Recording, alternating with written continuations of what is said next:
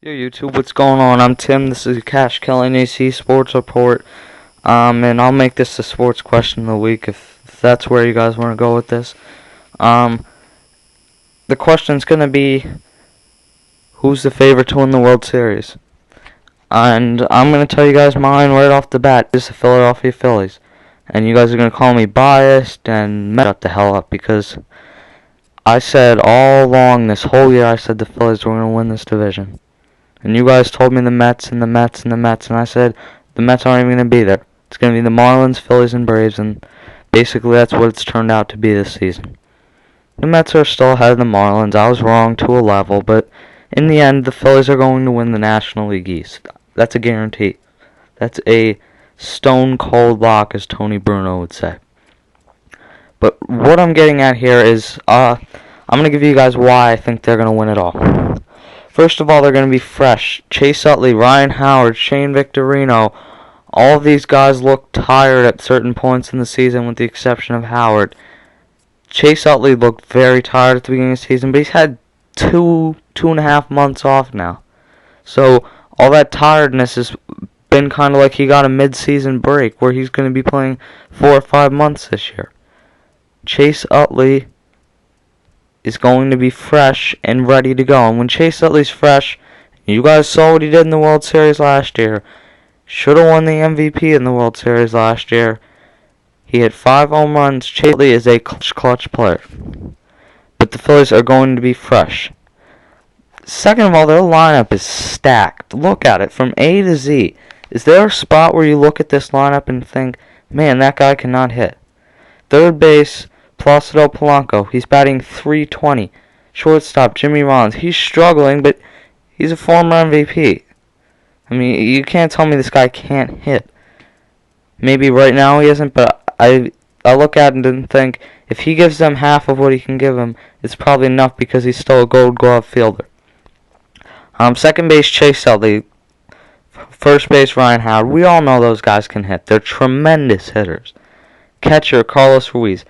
He's more in there for his glove, but in the playoffs, he's one of the best hitters, one of the best hitting catchers of all time in playoff history. And he is a clutch player. He's batting like .330 after the 7th inning this season.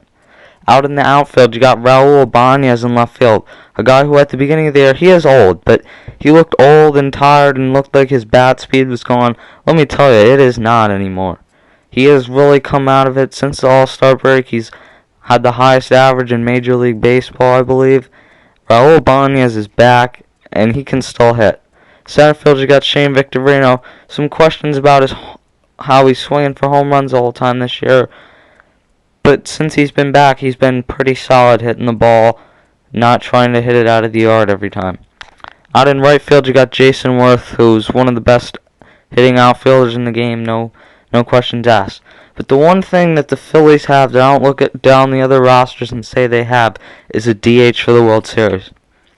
They have Domonic Brown against righties, who is their top prospect in all likelihood next year. He'll be playing right field, and Jason Worth will have moved on via free agency to another team. But Domonic Brown is their top all-around prospect. He's only 22, 23 years old. But he doesn't have a lot of pressure on him. It's not like they're bringing him into the World Series and saying that, you know, this guy's got to hit .400 for us to win the World Series. He's just going in there. He's going to bat 7th or 8th, and he's going to have mediocre expectations, and that's not a ton to live up to. I think he can certainly give them enough. Ben Francisco, a guy who isn't great against righties, but he rakes against lefties. It'll work.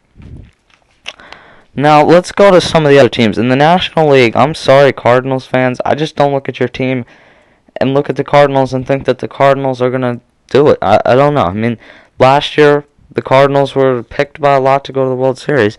They just kind of didn't do much in the playoffs. Matt Holliday dropped that ball that would have ended the game. The Dodgers beat him. Just something about them. I look at their team and say,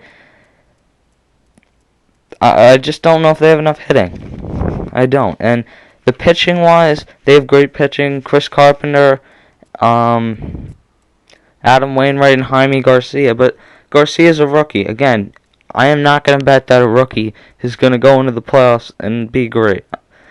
It may turn out that he is, but I never bet in favor of a rookie in the playoffs. Now, as far as who I do think is going to be a problem for the Phillies in the National League, I look over to that Western Division, and the team that I think will end up winning that division, the San Francisco Giants. The Giants have stacked pitching. Stacked.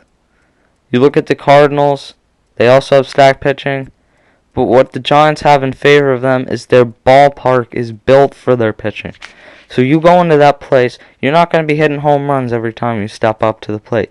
You got to play small ball, which the Giants can do now. Their hitting is vastly improved. They got Buster Posey there, who is one of the top prospects in Major League Baseball. He's going to be a stud for years to come. And the pitching, they got Tim Lincecum and Matt Cain. And I say a lot of times, don't bet on guys that haven't pitched in the playoffs. But I would bet that one of those guys can handle at least the pressure of pitching in the playoffs, let alone if both of them can. And they got Jonathan Sanchez, Barry Zito. The Giants have stacked pitching from 1 to 4. Really, really, really good pitching for the Giants. But I do think the Phillies will come out of it. Now, a lot of people are saying Brad Lidge. Can Brad Lidge get it done? Well, in 08, you obviously saw what he did. He was great. Last season he was less than that, had a 7 ERA. He was injured the whole season, tried to pitch through it, it came out ugly. Now, a lot of people still think he's injured down.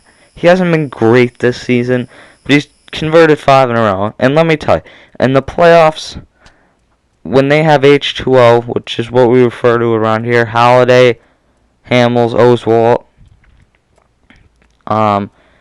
I'm not sure how much relief they can't just piece it together. I mean, Halladay's going to go out there and throw a complete game. So that's one game out of the way. Second or third game, sometimes Hamels goes 6 innings, sometimes he goes 8 innings. It all depends how many pitches he's forced to throw.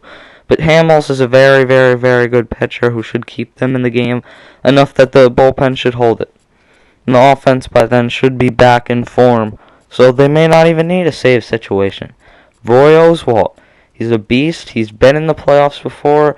He's been great. And did I mention Cole Hamels? I know everyone wants to rip on him from last season in the World Series. He had a bad year last year. He was terrible last year. I'll give you that. But he's back. And he has been one of the better pitchers in the National League this season. And the fact that they have him number 2 on this team really shows the depth of this pitching rotation. And not to mention, he was a World Series MVP 2 years ago, so look out for him. He's someone that steps up in the big moment. Roy Oswalt is the same type. He got the Astros to the World Series in 05. The Phillies have very, very, very good pitching, and I'm not a Phillies apologist to the point where if they're a terrible team, I'm going to pick them. And I know a lot of you guys are going to say that, and this whole video is going to be probably, I bet it'll get more dislikes than likes, and you guys will say I don't know anything, and it's basically how my A-Rod video was, but I do. I've followed baseball. Baseball is the sport I follow the most.